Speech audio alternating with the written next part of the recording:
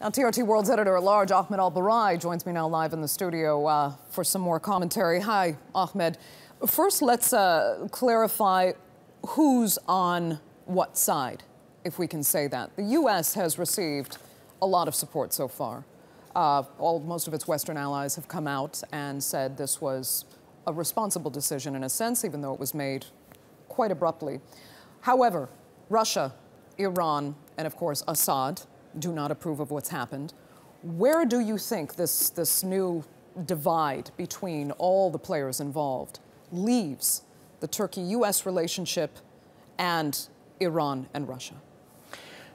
Yesterday, I wrote an article for the Daily Sabah, and I was extremely surprised when this happened, and I wasn't expected in that article that the Trump administration is going to start this attack as soon as it did now. And I said this ignominious death is going to continue as far as the world colludes with Assad and is complicit in the conspiracy against the Syrian people. But now, if you look at the people who support the strike, these people, they do believe that Assad should go. And Assad is the dictator who killed lots of people. And those who are against the move, those who still believe that Assad is the legitimate representative, he is the legitimate government in Syria, and he should be negotiated, and we could. Now, why was I surprised? Simply because Trump himself believed in this. He believed that my fight is against ISIS. My priority is ISIS, not Assad. But when he did that, you know, I was shocked because by a way or another, he doesn't want to offend the Russians. He doesn't also imagine that there are some experts, consultants, Russian consultants in that place, how he's going to react now, or how the situation is going to evolve. That's why I was a little bit not imagining that the man is speaking loud words, but the actions are not going to be translated as soon as he did on the ground. It all kind of seems convoluted at this point, and it doesn't help that Trump can be a rather unpredictable figure. So what do you think the strategy is going forward? Or let me phrase it this way. Do you consider this now part of a new strategy? Or was this just an emotional decision he made based on pictures he saw that deeply disturbed him? Yeah, I want to bring America great again. That's one of the manifestations that he wants to bring America great again. My military power is swift, is capable, and whenever I have the order to them, they can accomplish the mission as soon as possible. That's one message. But I don't believe that the entire holistic image or strategy in the Middle East is going to change. His priority is the war against ISIS, the war against terror, and he's going to continue in this.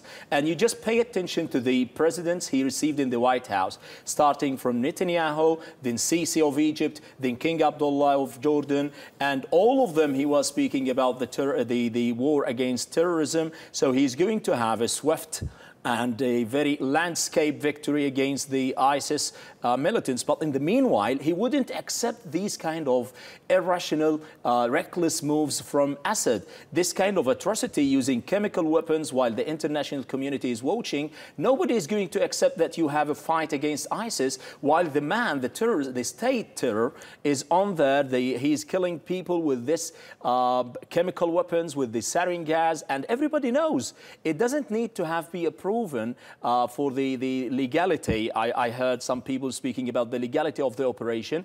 You all know that it's only Assad who has this sophisticated kind of technology, this sophisticated kind of weapons, and he's the one who loaded them. It's unequivocally, irrefutably, nobody can discuss this. So he should have a lesson as soon as possible, and that's what Trump did. As you say that, though, Ahmed, an investigation is underway because no one can confirm where this chemical gas was spread from. Yeah. So, okay, go ahead. Just let's remind, it's worthy to take into account what happened in 2013. The inspectors were in the capital city, in Damascus, when Assad started that on the eastern Ghouta, and he killed hundreds of people. And everybody knew that it's Assad who started and who launched these missiles, and he killed. But the UN pointed out that the opposition had done so as well.